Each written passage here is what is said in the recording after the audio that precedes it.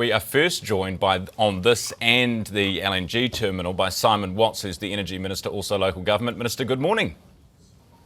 Very good morning, Ryan. Good to have you on the show. Hey, we'll come to the LNG in just a second, but have you guys landed on what type of review might happen into Wellington at this stage? Look, got a correspondence from Mayor Little yesterday afternoon. My guys are working through that at pace.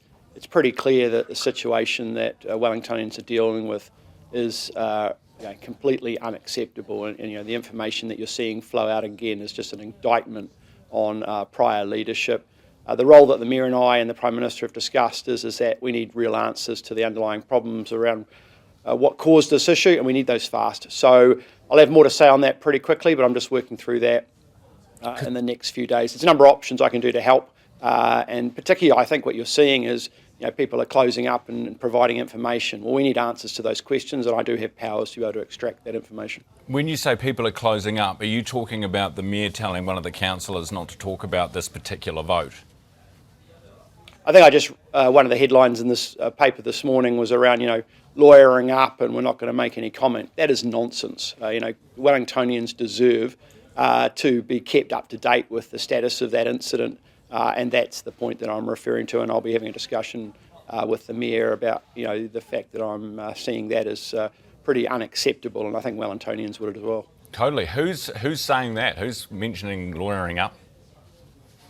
The Wellington water entity was quoted this morning, so we're going to be, looking into that pretty swiftly. It's really, really important, and I get this, that Wellingtonians are getting good information. This is an incident which is completely unacceptable, right? No one is happy about this, and we need good information flow. And my job as Minister of Local Government is to make sure local government, who are accountable for this problem, make sure that those answers are available to the public. What powers do you have? Can you force them to, come before a committee tomorrow, if they're going to lawyer up and go to ground and not talk?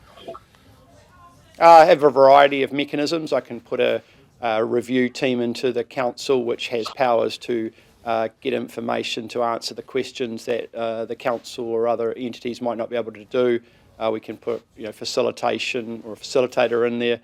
Those decisions, though, take longer to put into play and do require more time. I think the challenge here is we need answers to these questions as fast as possible, and so that's the balance that I'm working through at the moment with feedback from the Mayor. There's obviously a back and forth, and we don't know the exact detail about what happened in this particular council meeting from 2021, but the general point that funding for cycleways, for example, is just as important as funding for housing or other core basics. If, in your mind, is that a core basic, or would something like wastewater come first?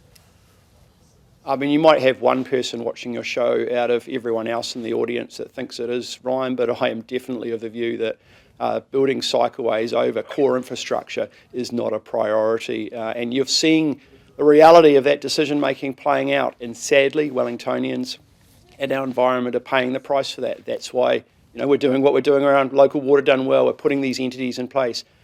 Proper governance and people that understand water infrastructure operating these entities. It's an indictment. We all know where we have come from, but the reality is that the steps that I'm responsible for is how do we get this thing in a position where we're back on track and we're mitigating these issues happening again, and that's what is a major priority for me, and that's what we're already doing. All right. When it comes to the LNG terminal in Taranaki, there's a story out this morning, and I just wonder whether you can confirm it, that you will be bypassing the fast track, going around, skipping the fast track to get this thing built. Cabinet's made no decisions around the detail, but what the Prime Minister was really clear about, and I have been clear about, is New Zealand needs this capability as fast as practical to put downward pressure on power prices for households and businesses. And so we're not going to take years. We want to get this thing built, and if we need to take steps to make that happen faster, then we'll do that. Which you'll have to, because the documents say you will need to, in order to get this thing built in time for winter next year or end of next year, you will need to bypass the fast track.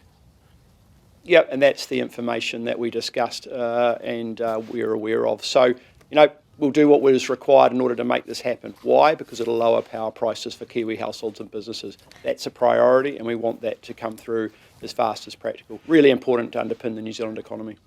And just finally on the tax levy, I mean, it's been a hell of a week for you. So, I mean, what is this? Only Thursday. How do you think the sales pitch has gone on this? Do you regret the way that it's gone a little bit? Well, you're asking me, do I want to comment on the media's performance? No, I don't want to do that. No, your performance. You hang on. One day you said it was a levy, the next day you said it wasn't. I mean, you haven't been stellar either. No, the short answer is, Ryan, ultimately this is going to lower power prices for Kiwi households and businesses. The way it's funded is through a levy, and the electricity industry will fund that.